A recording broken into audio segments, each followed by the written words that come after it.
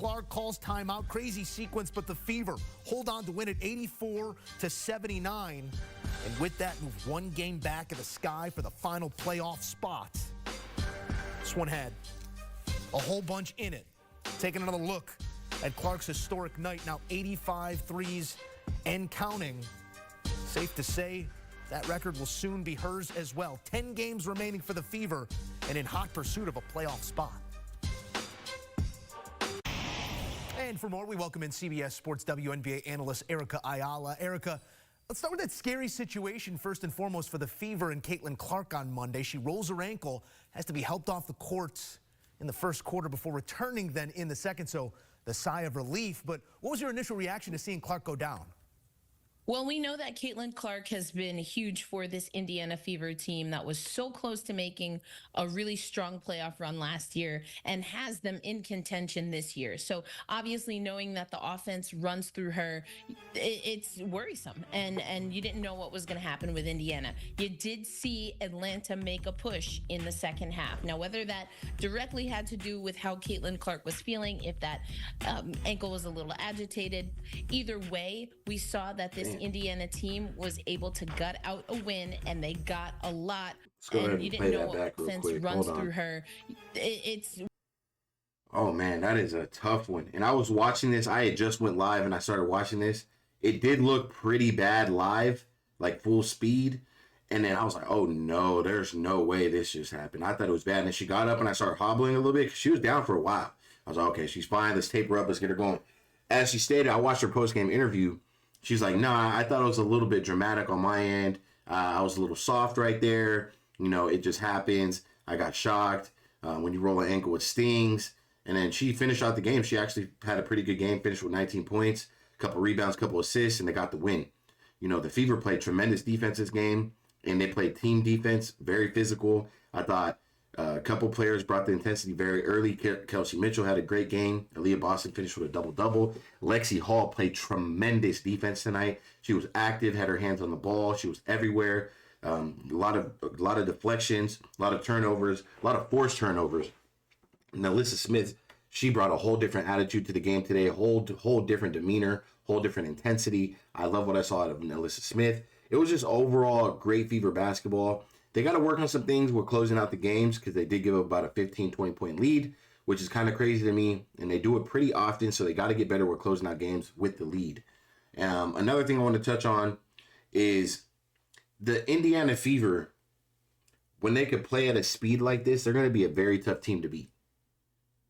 Very tough team to beat when they're making teams force turnovers and things like that. And another thing I want to touch on is the Indiana Fever's turnovers were down today compared to the past couple games. I think Caitlin Clark's turnovers were even down today, which is good. They protected the ball and made the right passes and made the right plays. Okay, let's finish off and hear what they got to say. worrisome, and you didn't know what was going to happen with Indiana. You did see Atlanta make a push in the second half. Now, whether that directly had to do with how Caitlin Clark was feeling, if that ankle was a little agitated, either way, we saw that this Indiana team was able to gut out a win, and they got a lot from their veteran leader in Kelsey Mitchell. And we'll see if she stays in those Kobe lows or there's a little bit more help around the ankle next time out. The Fever.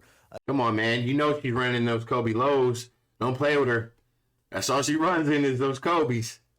Did go on to get the 84-79 win with Clark back in the fold, but season high here, 29 from Kelsey Mitchell. They now have 14 wins, which exceeds their total from all of last season. They've won 5 of their last 7 games after that disastrous start. What's clicking right now for Indiana? I think all of the players are starting to settle in. There was a lot of pressure for a team that's not in the top 4. This Indiana team had a lot of pressure on them. They knew that their goal was to make the playoffs. That's pressure. They get Caitlin Clark alongside Aaliyah Boston, 2 back-to-back #1 picks. That's pressure. Kelsey Mitchell coming back after an injury. Can she lead this team again? So seeing them settle into their sets, knowing their personnel a little bit better, I thought Lexi Hull had a great game, and she hasn't always been able to show her game for Indiana, especially with them struggling so mightily in the last handful of seasons. But you see that they have their aces in places, and of course, that starts with Clark, Boston, and Mitchell. Yeah, it's all. And I'm going to touch on that. She is right, but I think the biggest difference is the team chemistry is number one. Having that 30-day break, pretty much. The team events that Chrissy Sides put together for the team built a tremendous amount of team chemistry. You have to be able to know your teammates. You have to be able to go to your teammates and check them. Hey, roll. You're not rolling. Pick it up. I need you to take your shots. I need you to contribute. You got to be able to go to your teammate and get in their ass. Pause. You got to be able to check them.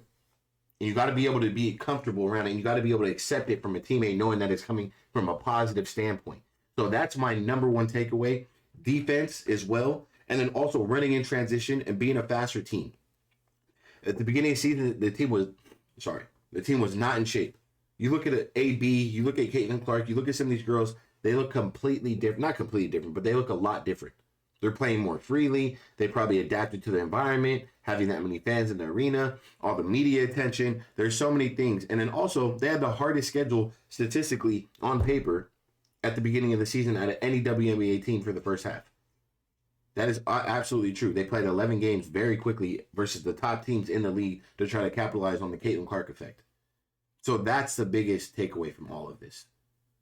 So that's my take on it. I think personally, Caitlin Clark has improved. If you look at her numbers earlier on in the season and look at them now, they have improved. Also, her teammates, they're expecting these type of passes from Caitlin Clark. They're expecting, and they're adapted to her style of gameplay. Earlier on in the season, they weren't ready for some of these passes, these quick passes. They weren't running in transition, knowing how fast Caitlin Clark can get the ball out of her hands. They weren't ready for any of that. So that's my biggest takeaway with this team. And that's the biggest improvement. Gelling right now, the Fever set as the 7th seed currently in the standings. What is your level of confidence that they can fulfill that goal you spoke of, not only make the playoffs, but maybe put together a little bit of a run here down the stretch?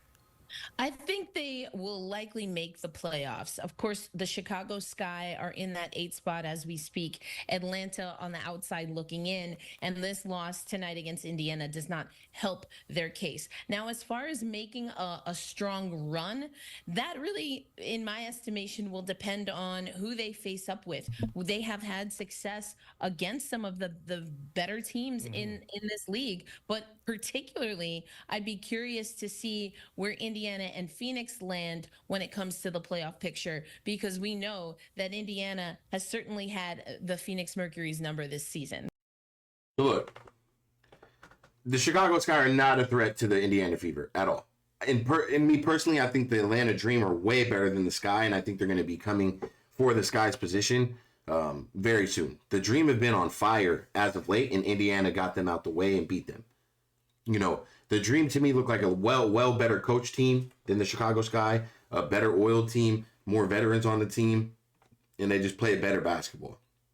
Me personally, the Chicago Sky do not have a team for the playoffs or to make a run in the playoffs. Indiana Fever can make a run in the playoffs because they have proven that they could beat the top teams in this league. The only team I don't think they've beaten is the Suns, and they got them on Wednesday.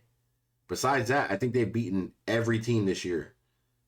Maybe besides the Aces, maybe. Actually, no, I think they have beat the I don't know yet. I gotta look, but maybe there's only three teams they haven't beat this year. Besides that, they've beaten all big time teams this year. So I'm very excited for the Fever. I think they have a chance to make it far in the playoffs. I think they have a chance to take some underdog role and beat some of these teams. I've seen it. And under their young point guard, Caitlin Clark, she is very capable of running this team into a playoff run. Very capable. The way Kelsey Mitchell's playing, the way these girls are playing, Lexi Hall, Melissa Smith, AB, Dantas, you know, Chrissy Side, she's just got to get her lineups and everything together. You know, there's a point today where you got Dantas on the bench shooting 4 for 5 in 10 minutes, and you're not playing her. 2 of 3 from downtown, and you're not playing her. But you got Temi out there blowing layups. Caitlin Clark should have finished with about 13 assists today, but her teammates are blowing multiple layups. And it's not to point anyone out, but when we're in a close game like that, we're giving up 15 points in the fourth quarter. You got Temi out there blowing wide open layups. You need to get her ass out the game. So they'll get it together, but I think as far as the Indiana Fever, I think whoever they'll match up with, it's not going to be easy for the Fever or for the opponent. And I think everybody is aware that the Indiana Fever are a problem. I'm pretty sure, because they're beating pretty damn good teams this year. So, and they played in the games that they've lost, they should have won some of these games. Probably lost it just with a big blowout. A big lead that they blew up and something like that. But I've seen the Fever play toe-to-toe with a lot of teams this year. So I'm leaving it at that, man. That's all I really got for you guys. Shout out to WNBA recap. Not WNBA. I don't know why I was reading that. Shout out to CBS Sports, man. Besides that, it's your boy C. O'Connor. Welcome to Game Day. I appreciate you guys. Plenty of content just like this on the way daily. If you haven't yet, check out some of the videos on my page. There's multiple videos for you guys to check out with beautiful content. Besides that, I'm going to catch you on the next one, and I'm out.